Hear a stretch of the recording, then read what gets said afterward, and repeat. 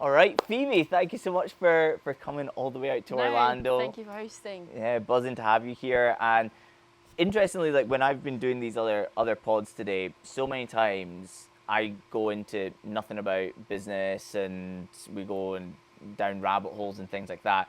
But I actually think that you're so interesting in your own business Yeah. and like the journey you've taken. Just even like you've changed models, you've changed the way you acquire clients, you've changed your own passion, I feel like, from Yeah. like certain types of coaching to other types of coaching. Yeah. Literally just give like some cliff notes to people about like the last like, I don't know, 3 years, 4 years. Yeah, so went online, it was 2021, moved house, and I was a fully booked in-person PT, but then we had to move. And the idea of going into a pure gym, paying the rent, building up my client base again was just like, I don't want to do that. So I did what I saw people doing, and it was posting on social media, doing like a few DMs, which never felt right, just like reaching out to people, trying to engage in conversation when they didn't know me, because I would never respond to those messages. And then I had a bit of success. I had a Facebook page that blew up, if you will, but it was very much doing the whole like, here are 3 low-calorie recipes, or here's how to do a high-protein food shop in Aldi. And I think I attracted like the wrong audience. There were people maybe looking for the quick fix, and it was just the generic stuff. And whenever I would go into this, psychology of losing weight or emotional eating, the views just tanked, even though that's what I wanted to talk about. But I capitalised on the growth, and we launched a group program, and like first launch, it was like 18K for 8 weeks, and I'm like, I've made it. Like, I'm never gonna have to work hard again. Like, I've got 200,000 followers. Like, this will be easy. Second launch, I think went down to 12K, and I'm like, it's fine. It's October. Like, build up to Christmas, and then it was January, which was when I reached out to you. I think we had a chat over Christmas time, so it was like late 2023. I was going back through the messages, and the launches were just going down. I could see that the engagement was dropping, and I was just panicking because I had the success. I took on a coach who I paid a full-time wage, so I had to rely on myself to bring in money for the 2 of us, and it was just like, fuck, we did so well, but now I don't know how to get more customers without relying on going viral again, and you can't predict that. And that was when I reached out to you. So I think our recurring revenue was at like 4 a month. At that point, we had the highs and the launches, and I loved it, but then I couldn't rely on the process I was using to get clients, which is why I reached out to you and the team. Yeah, and then what was some of the things that changed over those first like 6 months? Yeah, so at the point of coming to you, I think I was using Kajabi for my CRM, and it was just like, you have to use ClickFunnels or go high level, and that was the main thing. Like growing the email list and having that as an asset.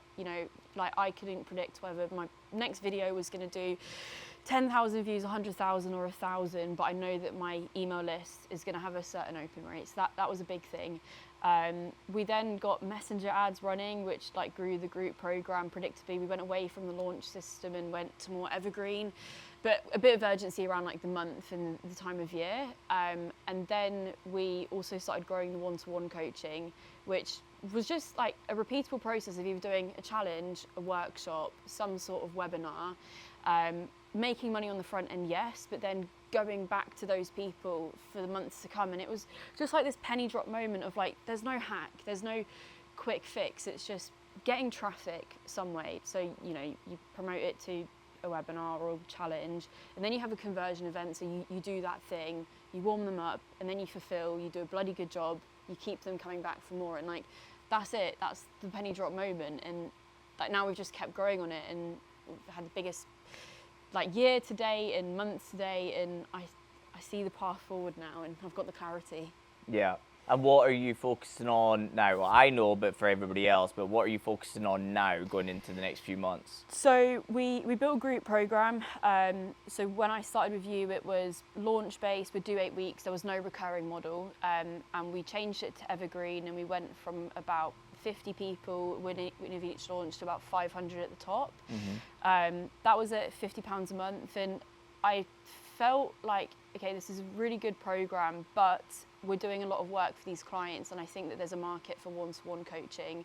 which I was put off doing before, because you see a lot of people in the fitness space charging high ticket, you know, like 997 for 3 months is the classic thing. But that never sat right with me, with the women that we were working with. And the best thing about working with you guys is that you were never told me to do that, which I really appreciated. But me and the team spoke, we wanted to grow more one-to-one coaching at like £200 to £300 a month. And selling like monthly one-to-one coaching forever is a big ask. People are like, well, how long is it going to take? So we've now started launching a 10-week program, which has been brilliant. Clear outcome, clear time frame. There's a deadline to it, there's urgency, because there is a bit of a launch, but then we're going into monthly after it. And we've done 2 launches with you, and they've both sold out. First one was 50 people, second one was 80 people at £500 for the 10 weeks. So they were pretty massive intakes. So what, 40 G's the second time?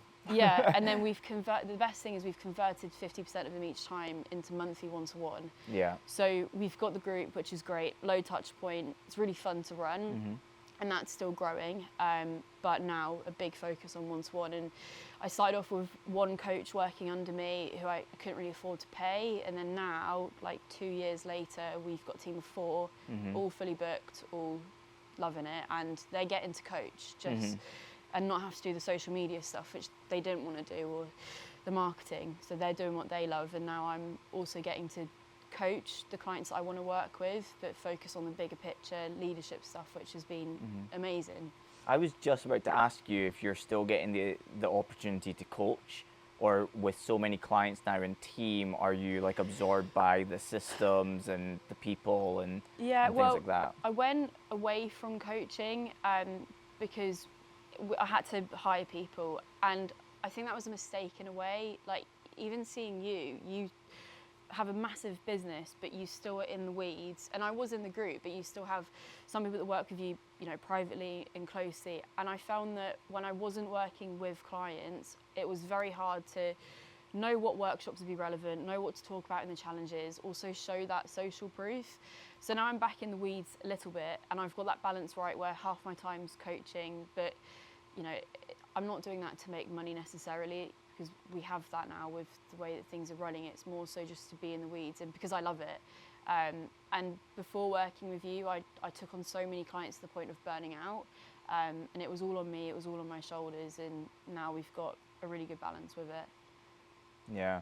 'Cause this is something that comes up all the time from mentors, is this sort of like idea that nobody wants to coach. Yeah. And that the goal is how quickly you can get everything off your plate, including the high value tasks like coaching. Yeah. And I absolutely get, you want to impact more people, you want to make more money. It's well, it's not essential, but it is almost essential in just about every type of coaching business to have people come in to support you in delivery. But just like you said there, I mean, in the Systems of Scale group, which is, for context for anybody, like our top tier group, only for coaches who are doing multi-6, 7 or multi-7 figures, I answer 100% of the questions. Yeah. The other coaches don't get involved unless it's something like, hey, I'm struggling to find this link. Yeah. Like, they might come in on that, but if it's an ad review, anything, and there's like 70 coaches in there. Yeah. And I'm 100%, if it means I need to work till midnight, I'll do it. Yeah. But it's like, it's an enjoyment thing, and I also feel like I feel in control of the results of my clients when I'm still involved in coaching. Yeah. And it's not that I don't trust the coaches in any way. They are incredible. You know them. They run great businesses themselves. They have so much experience. They're just amazing coaches in general. But for me personally, like I sleep better at night when I'm coaching more. Yeah. And so, like, what do you find with like that push and pull of like, hey, I've got a team now who are doing delivery? Is there a certain amount of clients that you want to have, or is it a certain type of client you want to work with moving forward? Yeah, well, just to go back to what you said, like, I think I realised that there are some jobs that I don't need to do. Like, if someone cancels, I don't need to be in Stripe removing them from the members area, that sort of thing. It doesn't need to be for me. Likewise for, you know, end of month reports to an extent, and also, you know, if a client has a tech problem, I don't need to be doing that. But yeah, I removed myself from a lot of the coaching calls, and when a client would sign up, I just wouldn't really engage, even if they were with another coach. and that wasn't good. Like, people wanted me because they know me from the marketing and emails and all of that stuff. So now I've gone back into it, and people are happy, they're loving it, but I actually get to be, because I'm not just doing all the coaching myself, I can coach my coaches. And it used to be, so someone would sign up and they'd just be assigned to the coach and that was it. And now we're in a WhatsApp group, so I'm always reviewing the conversations. If a client has a win, I'm always engaging. If a client's being difficult, I will reach out to them privately and jump on a call, and I think the clients appreciate that quite a lot. So it's a win-win for everyone involved. Yeah, that way. That's brilliant. And to take it in a bit of a different direction, with these pods, I've been loving just going outside of the coaching. Yeah. Coaching can be a part of this year, but I'm interested in like what's absorbing your week, your month, what you want 2026 to look like. You are so on the ball with business, and like you work your tail off. Everybody that's been in that seat today has been like a ridiculously hard worker as well, just like yourself. And but it's still interesting that people are like, but I've got my eye on like this hobby, or like I try and make time for this person, or this is something I like to do on a Tuesday or something. Is there like anything outside of business that's absorbing your curiosity right now? Yeah, well, we were saying the last mastermind was in Barcelona, and that was November 2024, or October, October 24. And then I had a conversation with another client, and we were talking about tax havens and that sort of thing. And she was saying, well, have you heard of Andorra? And I hadn't. And me and my wife and our dog Reggie, he's a staffy, we wanted to move somewhere, but Singapore, Reggie's banned. Like Dubai, I'm pretty sure he could get in, but it'd have to be muzzled, and that didn't sit right with us. And then she was mentioning Andorra, and literally we hadn't been to this country, didn't know much about it. I just knew that you could ski there, and within 4 months I relocated our little family to Andorra. So that was in March this year. It's now October. Summer has been like moving, and actually that's a great thing. Like the business is growing despite moving country, despite having so much admin to do, having to move the business literally and get it registered there. So I've not been able to be as present, but we've got these systems now that are repeatable, that work, which have freed up so much time. So exploring Europe is a big thing. Like we're right in between Toulouse and Barcelona, the Pyrenees mountains there. I want to learn properly how to ski and snowboard this year. And then like, how cool is it? Like this is a work day, this is a Monday, and we're here in Orlando, and I've been able to get it as a business write-off, like explore a new country, the sun, like just, yeah, that's what wealth is for me. And I think the pennies drops. Like so many of the programs I was in previously were about chasing revenue, not profit, which doesn't make sense. Like you have an ego boost, but if all of that money is going to like fulfillment or whatever, like it doesn't make sense. But then also, what's the point in having all of that if you don't enjoy who you're working with, enjoy the way that you're working with those people, and have the time to enjoy your life? Yeah. And that's a big goal for me going into 2026 for sure. Amazing.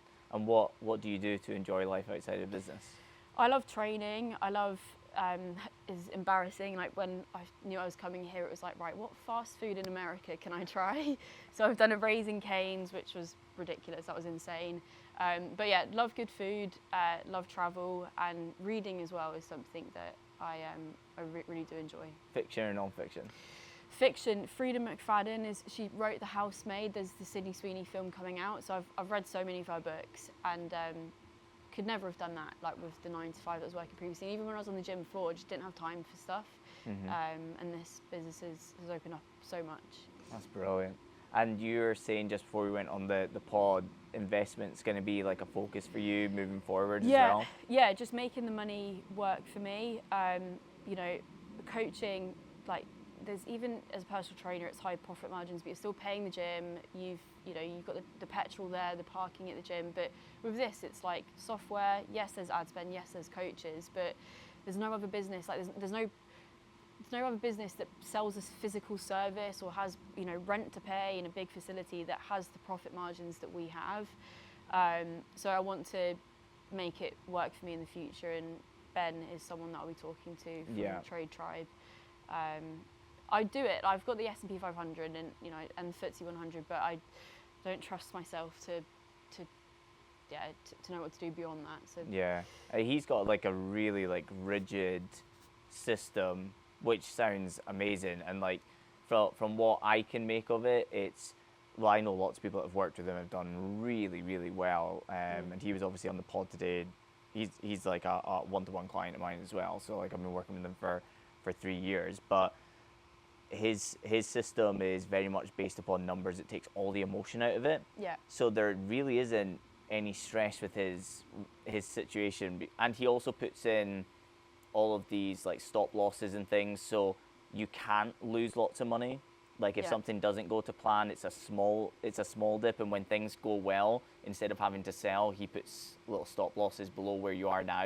So Yeah. if it keeps going up, it keeps going up. yeah, And if it goes down, then you lock in your profits. And it's Yeah. a really, really like solid system.